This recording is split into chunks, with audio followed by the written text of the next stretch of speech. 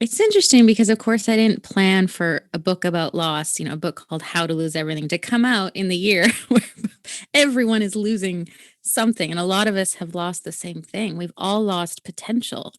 We've all lost our immediate future, whatever it was that we thought was going to be happening this year. Everyone, it's gone. Um, and so, but I think what's been interesting is that as someone who for a long time was in the very center of hardship, in the very center of struggle, and not, I mean, having cancer, the two different types of cancer I've had, I mean, that's a big deal. But they also sort of paled in comparison to the deaths of two of my children. I mean, those were devastating events. And when those were more immediate, when I was in the early years after that, I couldn't see anything outside of my grief. Of course not. But what's interesting now is that being kind of down the road from those things are in the past. Like, I'm okay now.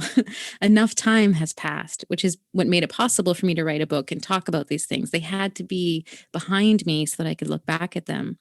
But now everyone around me is suddenly having a really hard time. And I kind of am looking around going, I recognize what's going on for all of you. And I think for a while, of course, it wasn't just me. Like, there's always been grief and struggle and pain. But for a while, within my immediate family or community, I was kind of the one. I was the one having a hard time. I was the one that people talked about and checked in on. And now I'm looking around me going, oh, wow, everyone is having a hard time. I'm relatively okay at this point in my life. Of course, there is loss, and of course I'm impacted, and I'm more worried about my family's health and housing and job security than ever, because those losses are happening everywhere too. But it's been interesting to be in this time from a position of having gone through so much loss and having faced so many challenges that I feel like I kind of came into this a bit more prepared. One sec. um, than others. And so it's sort of nice not being the one at the center.